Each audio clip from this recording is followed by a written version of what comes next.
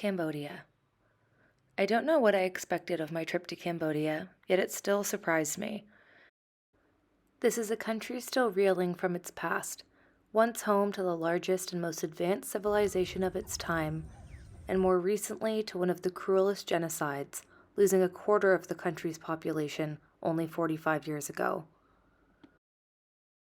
Visiting before the first high season post-pandemic meant a lot of closed businesses and a lot of tuk-tuk drivers with no one to drive. It's a beautiful country with a lot of pollution. There doesn't seem to be many rules or regulations, especially on the road.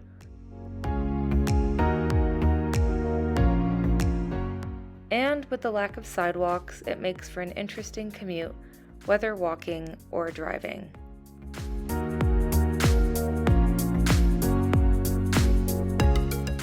There also appears to be no food sanitation standards, making street food a fun game of roulette.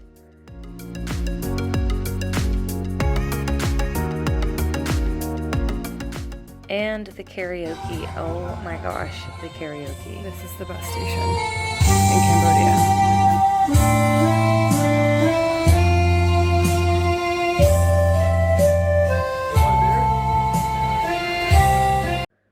This is 3 weeks in Cambodia.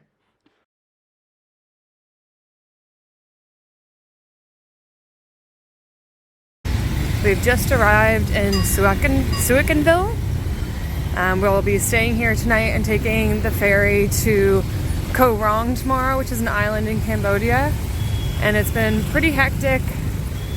Just trying to find transportation since the border, pretty much like all of today. But we are almost there. We have made it to Hucanville.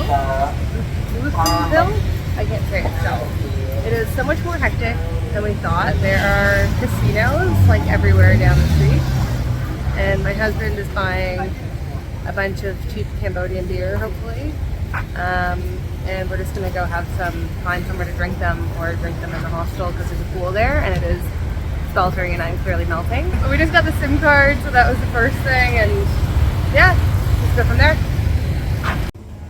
This is our hostel, first hostel of Cambodia, in Sihucanville or something.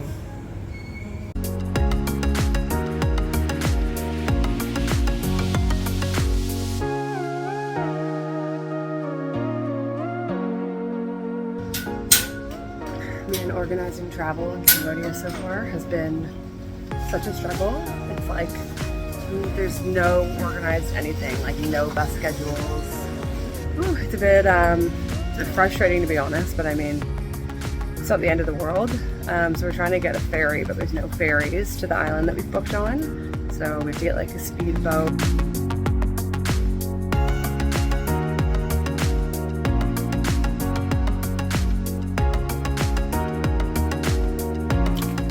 This is our accommodation on RONG for 3 nights.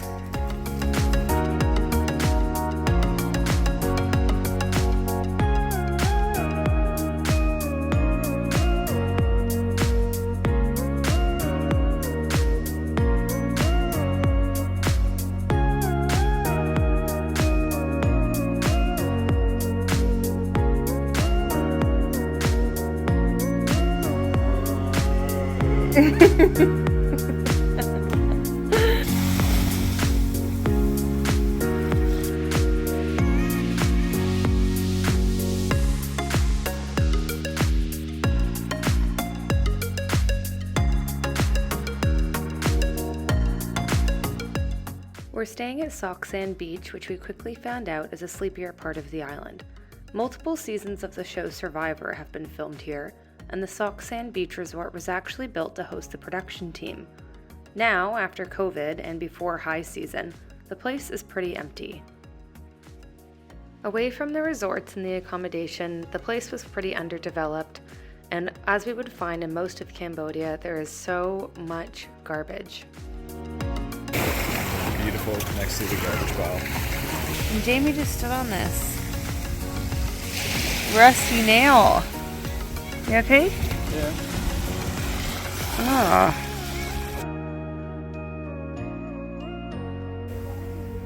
This is the restaurant that we've eaten pretty much every meal at Soksan.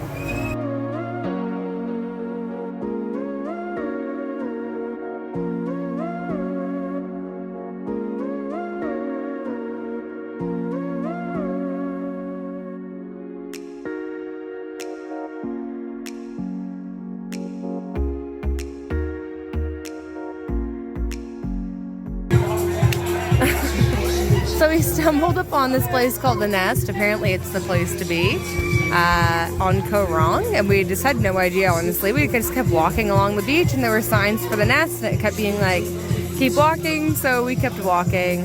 And like everyone has been like waiting for Saturday because they do this like beach beer Olympics. I go! 3, 2, 1, go! Wow!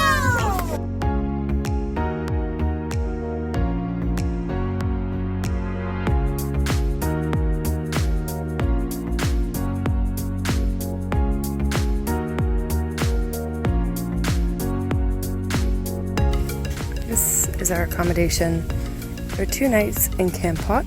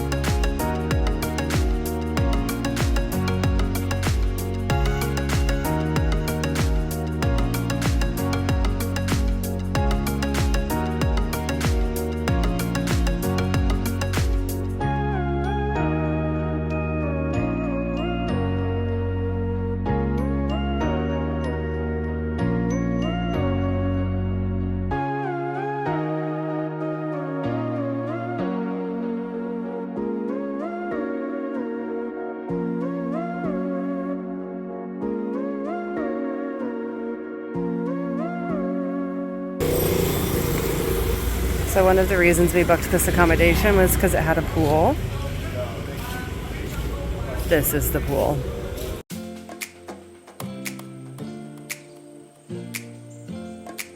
Welcome to MTV Cribs. This is just the toilet stain. Pretty startling stuff.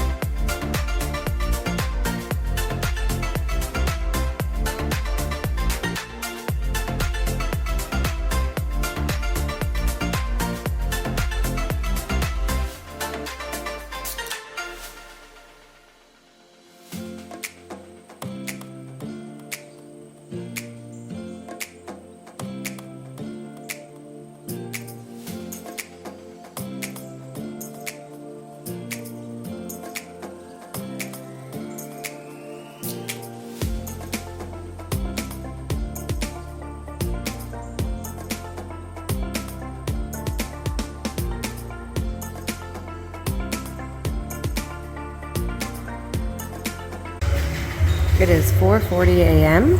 on Sunday, and we are biking to Angkor Wat Temple to see the sunrise. And Saturday night is still upon us.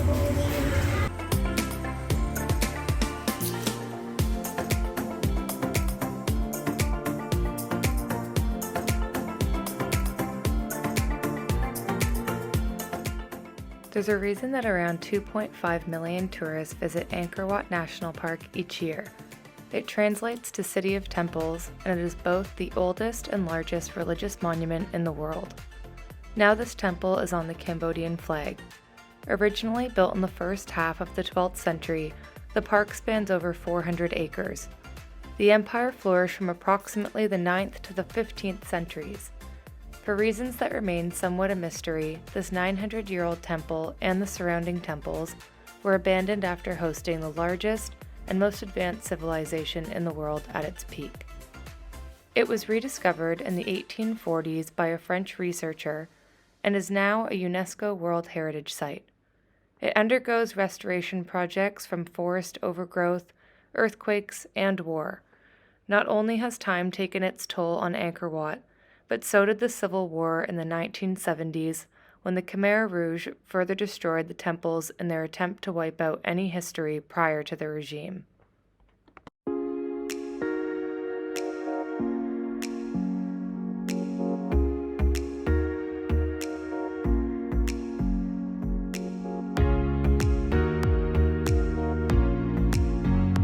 We are here at the Royal Palace. The Royal Palace. Maybe the steepest stairs I've ever seen in my life. Very cool.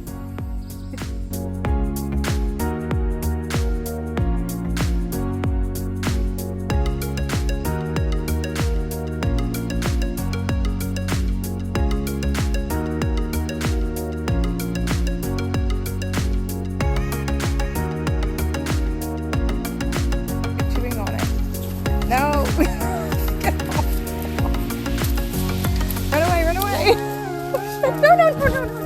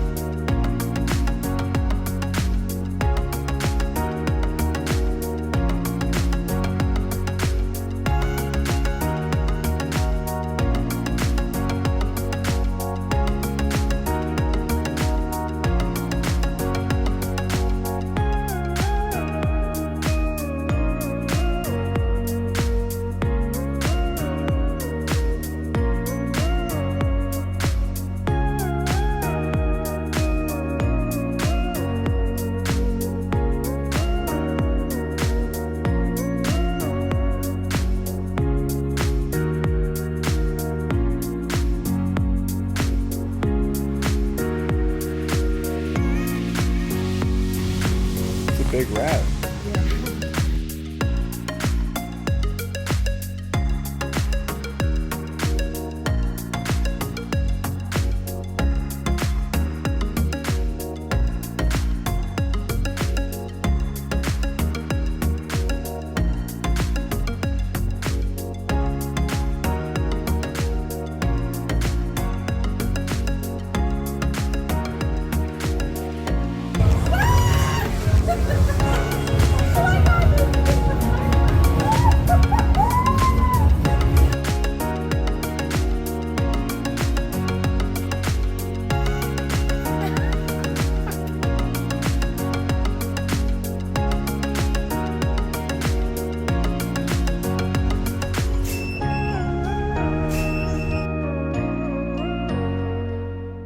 We head back to Phnom Penh as the Vietnam visa takes about 3 days or so to process, so we set this time aside at the end of our trip to check out the sadder side of Cambodia's history. We visited the S-21 Genocide Museum and the Chung Ek killing fields. In the 1970s, after about 8 years of civil war in Cambodia, Pol Pot became the leader of the Khmer Rouge, a communist political group that had a delusional goal of creating a country of laborers and farmers, killing anyone who might stand against them, including anyone with an education, those who spoke more than one language, even those who wore glasses or had soft hands.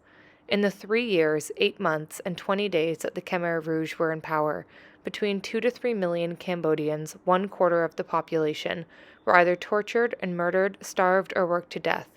It's a sad and humbling way to end our time here, but a necessary one. Cambodia is still very much recovering, but recovering nonetheless.